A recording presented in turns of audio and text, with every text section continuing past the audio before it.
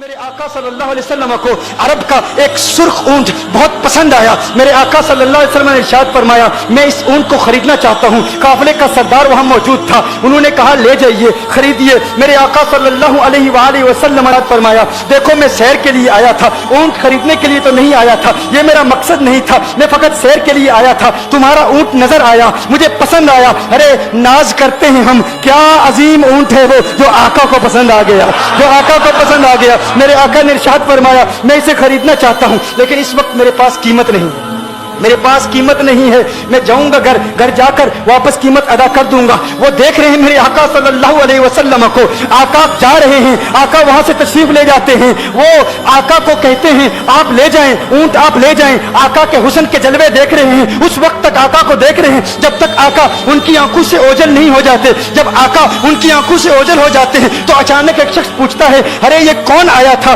یہ آنے والا کہاں سے آیا تھا, کہا جانے کہاں سے آیا تھا, ہم اسے نہیں جانتے. کہا اونٹ خرید کے لے گیا, قیمت دی, کہا نہیں دی. کہا کیا کیا, کہا ادھار, کہا ادھار دیا. نام جانتے ہو, نام نہیں جانتے. ایڈریس جانتے ہو, ایڈریس نہیں جانتے. پتا ہے کون ہے, نہیں پتا. کوئی ضامن نہیں, کوئی ضمانت دینے والا نہیں, کوئی چیز گروی رکھی, گروی بھی نہیں رکھی. عرب کا سرخ اونٹ انتہائی مہنگا اونٹ ہوتا ہے.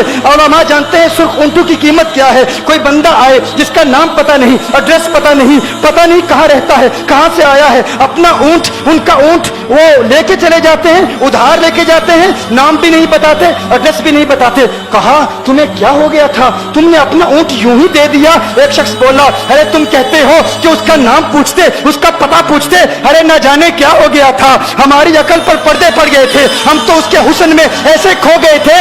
ارے جب وہ بولتا تھا نا تو اس کے منہ سے پھول جھڑتے تھے, ان سے منہ سے پھول. انہی کی بو مایائے سمن ہے, انہی کا جلوہ چمن چمن ہے, انہی کی رنگت گلاب میں ہے, انہی سے گلشن مہک رہے ہیں. گل ہے لبھائے نازک ان کے, ہزاروں جھڑتے ہیں پھول جن سے گلاب گلشن میں دیکھے بلبل, یہ دیکھ گلشن گلاب میں ہے, یہ دیکھ گلشن گلاب میں ہے. ایک شخص بولا ارے نادانو اتنا مہنگا اونٹ یوں ہی دے دیا, پتہ بھی نہیں پوچھا, نام بھی نہیں پوچھا, ایڈریس بھی نہیں پوچھا. ایک شخص بولا تم کہتے ہو ایڈریس پوچھتے اور تم کہتے ہو کہ تم اس کے میٹھے بول سن رہے تھے.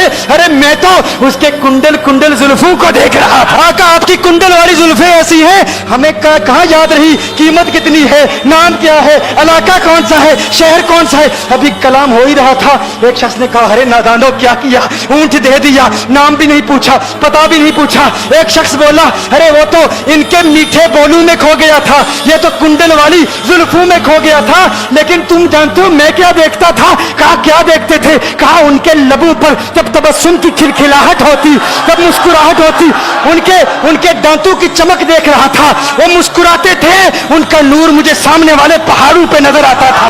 ایک شخص نے کہا ارے تم تو ان کے دانتوں کی چمک کو دیکھتے تھے, ان کی مسکراہٹ کو دیکھتے تھے اور مجھ سے پوچھتے ہو کہ میں نام پوچھتا, پتہ پوچھتا. ارے دیکھتے نہیں, تم دانتوں کو دیکھتے تھے, میں تو ان کے نینوں کو دیکھتا تھا, میں تو ان کی آنکھوں کو دیکھتا تھا, ان کی آنکھوں کے حسن میں ایسا کھو گیا تھا. ارے میں تو بھول چکا تھا, ہم تو اپنے ہوش و حواس کھو بیٹھے تھے. ایک شخص نے کہا ارے دیکھو وہ تمہارا اونٹ ہی لے گیا ہے, اونٹ ہی لے گیا ہے, نام بھی نہیں پوچھا, ایڈریس بھی نہیں پوچھا. کلام میں یہ تاثر دیا گویا کہ اونٹ چوری ہو گیا ہے. اچانک خیمے سے ایک عورت کی آواز آتی ہے, خیمے سے ایک عورت کی آواز آتی ہے. وہ کہتی ہے خبردار انا دامنۃ لثمن جبلکم.